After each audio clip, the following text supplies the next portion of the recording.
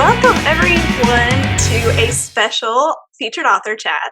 I will let our interviewer introduce the featured author in a moment, but I get to introduce the interviewer. So, cover designer and incredible indie author extraordinaire, Rachael Ritchey, thank you so much for being here tonight. Thank you so much for having me. It's so good to be here. Yay! And thank you for letting me be the one to interview you. And hopefully, I will keep it all about you. Oh, I am Not get just too so sidetracked. excited for you to be here and doing this. Oh, well, thank you. It's very exciting. And we're almost done. This is almost the end of the summer reading challenge. And Crazy. you've done an amazing job on that. I have to tell you, it's been great. You've kept on top of it daily, making it entertaining and fresh. So you've done a really good job. Thank you. Thank you. And Very I've proud of just you. been so thrilled with everybody who's been participating. It's been really the best summer yet. And I do say It that every has. summer, but I mean, it really has It been keeps getting incredible. better. Yeah. Yeah, I agree. It keeps getting better for sure. All right, so tonight we are actually going to be interviewing author and editor and amazing homeschool mom, Joy E. Rancatore. And Joy has actually written not only 4 books, which I have here, but she's also written and published another book that's a nonfiction book about critique partners. And we're going to talk to her a little bit about that tonight. Now, also, with these 4 books, this is not the end of her journey either. This is just one complete series. And I have to say, I love this series. I fell in love with Jack and Rachel in A Good Thing, and with Carolina, and with all the side characters in This Good Thing and in Every Good Thing, and then in One Good Thing, like revisiting Any Good Thing, all I can think was like, oh, Any Good Thing needs like a little, well, I should say One Good Thing needs like little markers for when you should read the letters to go with the story in this. I love that idea so much. So eventually we might have to do that. Yes. I love that idea. Thank you so much for that idea because I totally want to do that. Yeah, when I was reading, I was like, "Oh, I remember that's kind of in this section of Any Good Thing," or "Oh, that it brought back a lot of memories." It was really good. So, Yeah. um, Joy has been writing for several years, at least, well, probably since before you went to college. You started writing, I would assume, because you did go to school for a writing degree. What was it specifically? So I Your double degree? majored in journalism and English. And yes, before I even got to college, I started writing for a newspaper. So I had the opportunity to write for my local weekly newspaper. And even before that, I think my first published thing with my name on it was when I was like, I don't know, 9 or something like that. Now Okay. it was like a denominational newsletter that my dad put out. He was a pastor, but still, I had my name with it. It was published. Sure, that's awesome. I love it. So when you were at school, did you publish anything at school, like through the school itself or through your job outside of school? Yeah, so we had the Cobbler newspaper at William Carey, now university. Back in the day, it was college when I was there. And I was part of the newspaper staff. I was also part of the yearbook staff. I got to serve as editor and um, different roles in both of those. And it was a lot of fun. It was a great learning experience. But I also, during those years, had the opportunity to go, I had some internships. I got to be part of the World Journalism Fellowship. That is, if you're familiar with World Magazine and World News for Kids and all of that stuff, it's the same group. And they put on this World Journalism Fellowship for college students who are interested in Oh, journalism, and it was the one of the best summers of my life. Got to spend in Asheville, North Carolina, which is why I love the mountains. mm, And those feature, of course, in Any Good Thing and One Good Thing. yeah. And so, yes, I got to do that. I had an internship with a newspaper in the Hattiesburg area as well. It was actually 3 newspapers. So I got tons of experience while I was in college, which was just incredible. Did you feel like it really built your confidence, or did it feel like, "Oh my goodness, I can't write, like, it's too hard." So, obviously, you're shaking your head. Yeah, no, I think having all of those opportunities and just the great classes and everything, we would go to a lot of conferences and stuff like that that was for college students in journalism or photojournalism, and I think all of that really did boost my confidence. So when I got out of college, I was able to get that job and I was able to just kind of slide right into it. Honestly, that was the least difficult part of transitioning from college to adulthood was the job itself. Um, yeah. Oh, did you get when you were working at the newspaper, did you get to pick your own stories, or were you assigned things? How did that work for you? So a little bit of both, and that's really across the board with every publication that I worked for.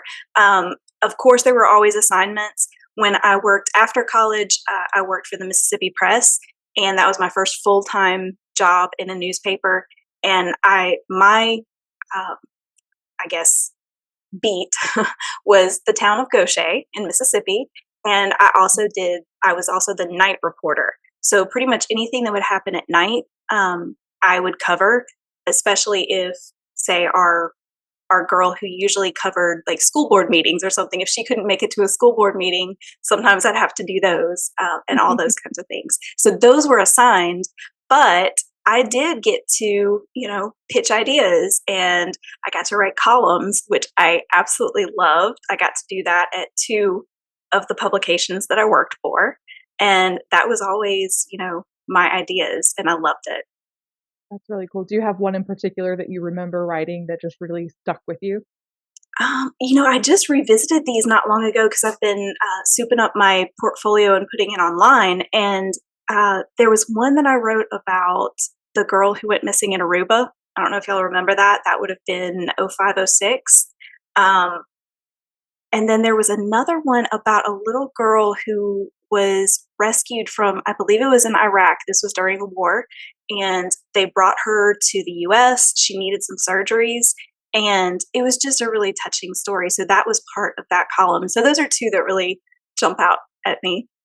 Okay, yeah, that's so cool. I'm assuming that that experience that you had writing for the newspaper, like seeing people in real life and kind of digging into the truth behind whatever was happening, really influenced you as a writer, especially because you write contemporary fiction that is it's kind of a little bit gritty in places. So, would you say that there's anything from your writing in a newspaper that kind of bled into your fiction, especially in the Carolina's Legacy series? Yeah, definitely. I also wrote for magazines after, years later. Okay. So between both of those experiences, I did pull a lot of things, mostly the emotions. I remember when I worked for the Mississippi Press, there was a horrible accident with two young teenagers who lost their lives in a car accident. They were hit by a drunk driver, and then with the magazine, I pulled some inspiration from Ashley's story. I wrote an article about a girl named Ashley Stokes, who is just inspirational is the only word. She lives in this area, so people around here may remember the name, but she was also hit by a drunk driver when she was a teenager. And she has just gone on to do such amazing things and be such an inspiration in this area.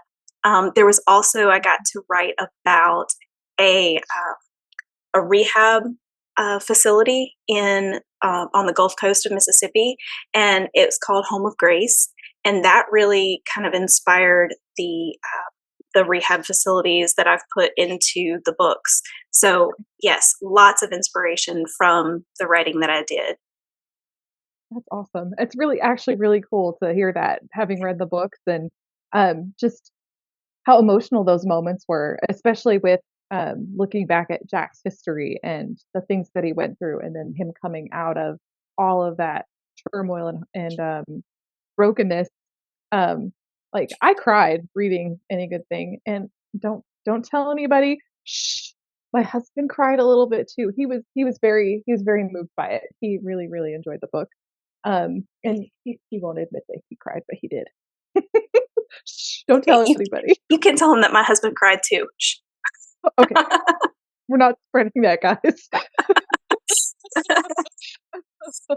Anyway, that's so cool because now I really get a sense of how it was probably difficult but easy, you know what I mean? That, tension of being able to write those scenes so well and those feelings because you witnessed it firsthand with writing about it in a newspaper and talking to people and, yeah, so that's very, very cool.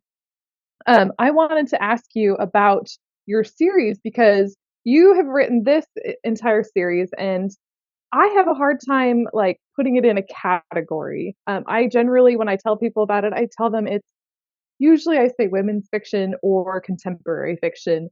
Um, because, like I said, my husband read it. He enjoyed the stories a lot. So I don't think it's just for women. But being contemporary, like Southern fiction, because it's set in the South, is it genre fiction or is it literary fiction? Help me out with that. So that's so funny that you asked that. I have gone so back and forth on what to even call this or to classify this as. I started out calling it literary fiction. That was in the very beginning with any good thing being developed. That's what I was calling it, literary fiction.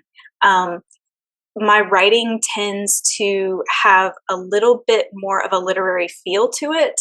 Right. My voice, I guess, my author voice, but at the same time, um, I do think and hope that my books are very story driven, character driven, which sometimes literary fiction isn't traditionally. Yeah. So, in those ways, it kind of crosses over. What I have come to call it is Southern fiction with Christian roots. And that's something that just kind of came to me, but I used it when when I was at an event. I had a table and I was, talking to readers, and it just kind of came to me, and I saw some lights flashing in people's eyes, like, oh, like they liked the sound of that. And so Yeah. it doesn't always get that reaction. Some people still are like, I don't know what you're talking about. But that does seem to connect with some readers. But it's not exactly Christian fiction because there are some people who are avid readers of they will read only Christian fiction, and some of the things that I include they would not be okay with, and they would not consider it Christian fiction. Now, I would have some words, but anyway, that's me You and call that's it them. gritty So, Christian fiction. There you go. Just yes, yes, put it some grit in there. is.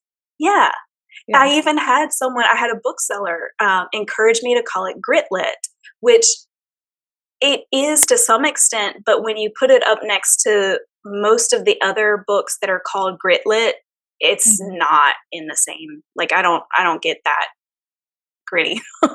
Not that gritty. Yeah, Hence the Christian in there and it's pretty light. pretty light. I love that. Well, I can totally see this being a crossover.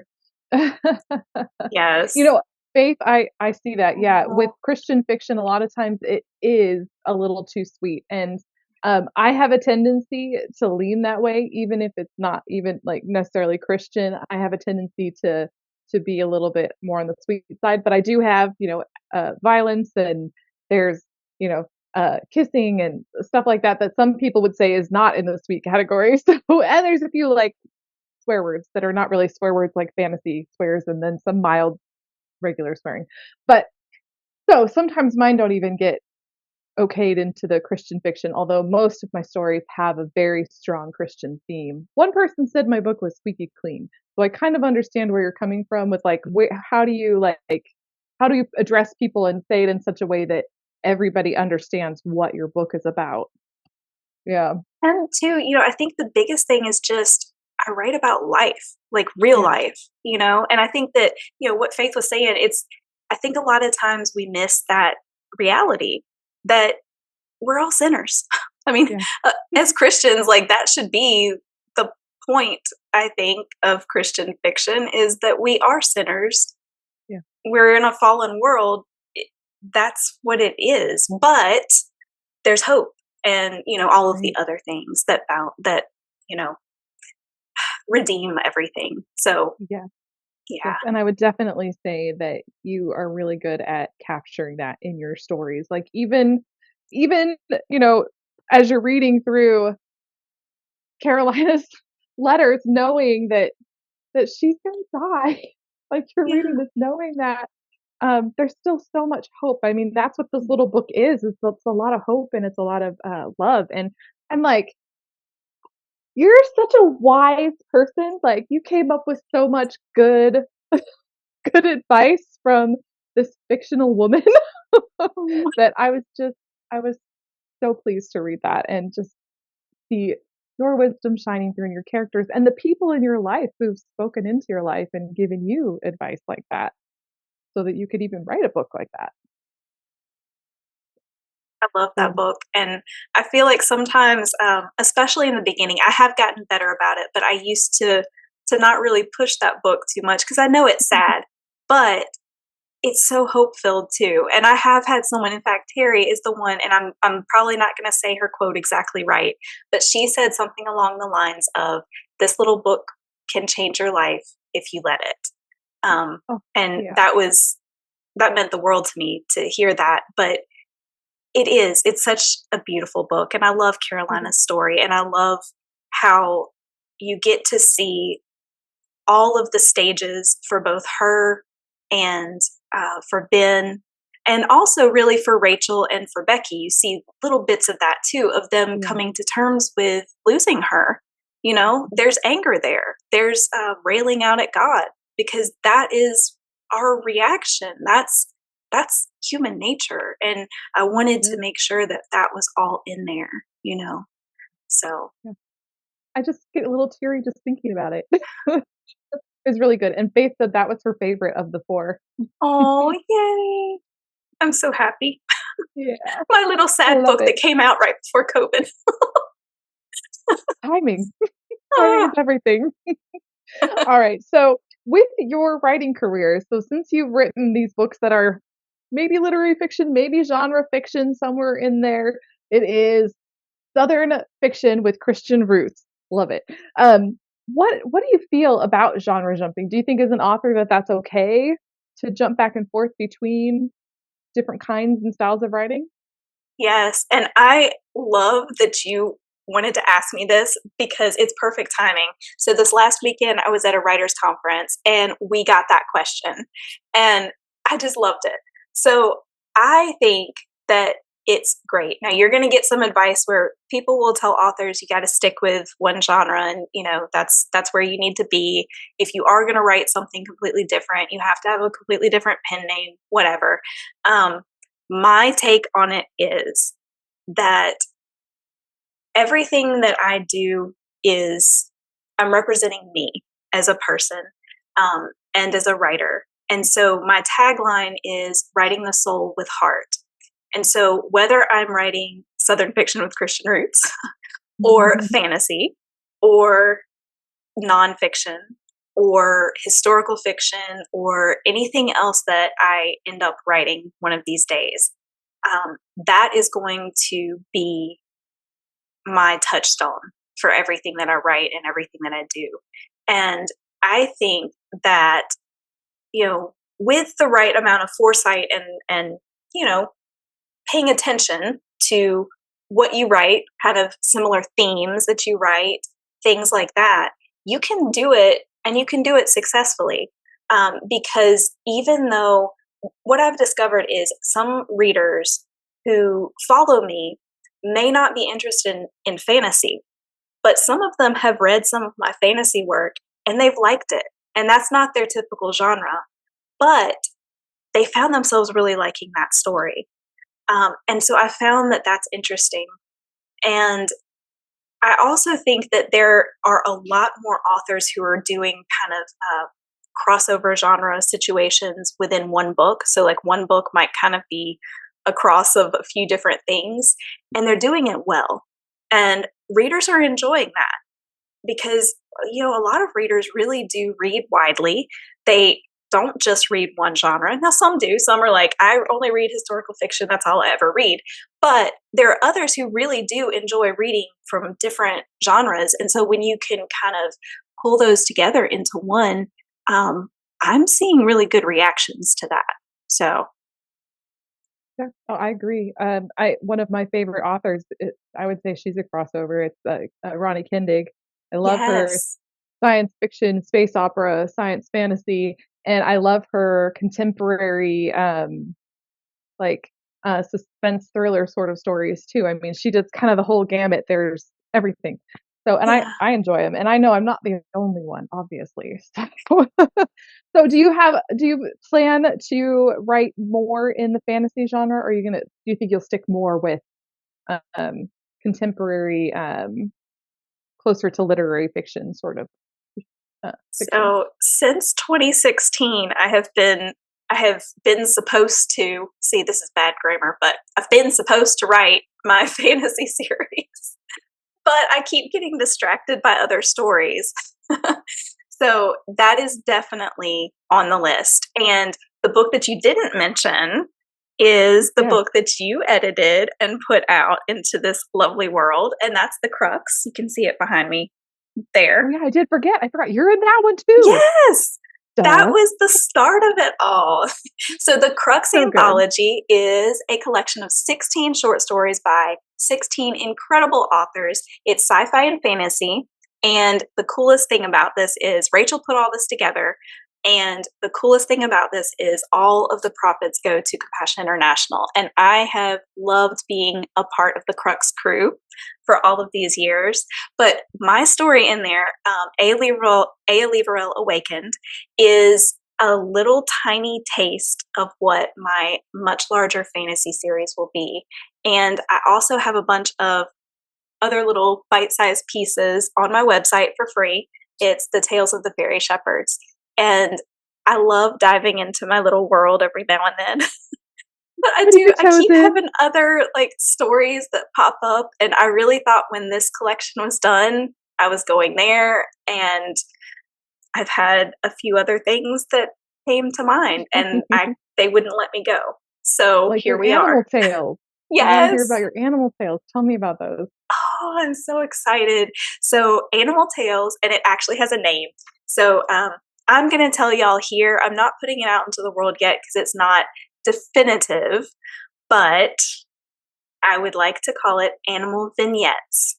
And there's a subtitle to it too that's being tweaked. But it's basically short essays about animals that I've had in my life. So I say are they essays, fictional that tales? sounds so. No, they're nonfiction. It's all There you go. true. Because fact is stranger than fiction. But there's themes of grief and hope, and all of those themes that tend to pop up in my fiction writing have morphed into this. It kind of has become a bit of a memoir. I never expected it to be that, and honestly, it scared me when I realized the direction it was turning. Um, Mhm. but I really love it. So it's at this moment, it's going to be 50 tales, and all of them have some sort of animals in it I and love some it. sort of life, something going on, and I kind of love it. And I hope, Very my excited. goal is for it to be out next year for sure. I would like for it to be kind of early in the year, but we'll see. But right now, it is with my amazing critique partner, May Smith, who y'all have met. And today is her birthday, by the way. So I have to say Happy happy birthday. birthday. Happy birthday, May. Yay. Oh, so Faith, she answered your questions. Next book is a nonfiction book with a lot of short little animal tales, or nonfiction tales about life that have animals in them. And next year, Yes. And I'm then I so also have a excited. contemporary Western that is riding the tailcoats. I'm so excited about that. I totally forgot about that one, but as soon as you said that, yes. Have you finished writing it? Is it done, or you're still working No. on it? It's not quite to that level yet, but are you Yeah. hoping to get it out next year? That would be amazing, but doubtful. I'm thinking probably Okay. the year after. Okay. It's about definitely half written, maybe a little over half on a first Okay. draft. So yeah, it's coming along really well. That's awesome. I'm so glad to hear it. All right. Well, I have asked almost all my questions, and I think we're kind of running a little bit short on time. We've got what, about 15 minutes left ish. Sorry, I keep putting my finger in front of the camera. I didn't even Yeah. realize I was doing that. Oh, that's funny. Yeah, I Sorry. think we've got like about 10 minutes left. Okay, so before I ask my last couple questions, which I'm sure I've forgotten to ask some of the ones that you have asked everybody. So first, can you think of any that I forgot to ask you that you've asked everybody right now, and then we'll see if anybody else has any questions.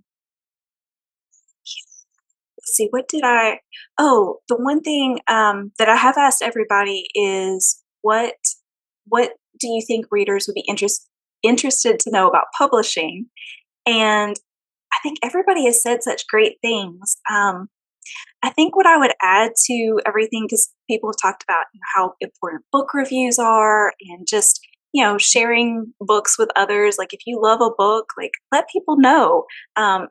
Surely I know that you've got other reader friends who would probably like the same books that you like. Things like that are huge for authors. But I think my thing is just some people think that authors are rich. Get this look sometimes from people, and I'm like, oh, you don't understand. Like I got a check for, Mm. I think it was 32 cents Yep, from I get those. last month, and I was like, oh, that's great. Get so So just excited let when it y'all know. sends me a little notice. Just let y'all know we're Yeah, not like walking on red yeah, carpets and stepping out of limos. I mean, that's J.K. yeah, Rowling and Stephen King level, but yeah.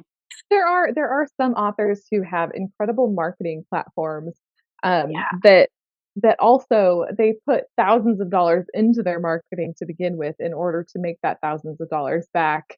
Um, some of them, I think a lot of them, unfortunately, I don't write in the genre that makes the most money, which yeah, is the same. romance genre. It's like top of the charts. If you're going to make a lot of money in books, you probably have to write in that genre. And I don't write that kind of fiction. So I Yeah. probably will always have my little niche genre that I enjoy, and I'll continue to write in that and hopefully build an audience. And I'm sure that you're kind of feeling the same way because you're not really writing in that genre either, No, I'm in my weird little mashup of a genre.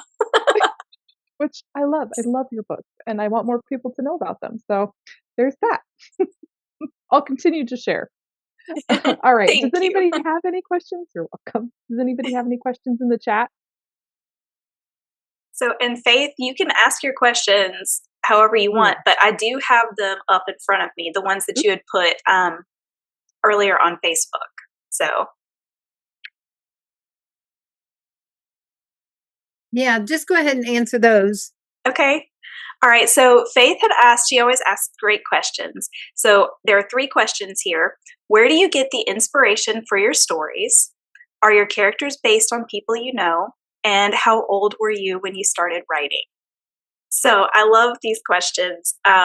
Inspiration comes from all over. Seriously, I mentioned some of the news articles that kind of at least fueled the emotion behind writing some of the scenes in my stuff. Uh, Jack's story came about. It was inspired by a newspaper article. I did not write it, but it was a newspaper article, and that's what really inspired Jack's story and got me asking what if questions that led me backward and forward and into developing his story. So really, my fantasy stories that actually came about. I'm telling you, in 2016, I was sitting at my desk. I had it facing the other way, but it was in this corner, and I have a window right here. I remember it was a bright, sunny day, and these little fairies just came and sat on my shoulder, and they started talking, and that was the beginning of it. So, yeah, it's crazy how that works, and none of my characters are really based on any one person that I know. There will be some mannerisms or some sayings that maybe I get from people in my life. But there's not really like a one-to-one correlation of a character to a person I know. And then when I started writing, I mentioned earlier about my first published work. And I do think I was probably around 9 or 10 at that point. But I remember starting to write stories when, do y'all remember those really chubby pencils that they made us learn to write with? Why? I don't know. They were so huge and hard to hold. But mine was a Snoopy one, and I remember sitting there writing with my Snoopy pencil and writing stories about the cat and whatever. So, from a very young age. I love it. And then Do you have let's any see. follow-up questions, Faith, or did we get Yeah, all of them? Okay. I think I did from that. I know somebody else had asked some questions too, but yeah, Faith, if you have other questions, please. Yeah, and I had put some questions in the chat, but you answered them as you were going without even seeing my questions. So, so Yay! pretty good. Yay! Love it. That's great. Well, Terry had put some questions, and these really are more for you, Rachel, and I'm very Oh, excited about them. So she said she's one to ask cover design questions. So she asked, do designers tend to read the book before they design the cover, or do they go by the author's summary and vision? really good question. You know what? For me, it's usually off of the summary and vision. I like to ask what genre the book is going to be and what the synopsis is of the story, and if there's any like elements or themes in the story that are super important to get across to readers, like something that's going to recur that will readers will recognize from the cover. They'll be like, oh. And you know, when we did the Crux anthology, that was what I really wanted from all the stories, was them to have some kind of reference to the picture on the front, where they might, when you're reading it, you might see a little bit of it, because I just think that's so fun when those connections are made. But you know, there are actually designers who do, in fact, read the whole book before they design a cover. So I'm such a slow reader. I don't have time for that. I wish I did.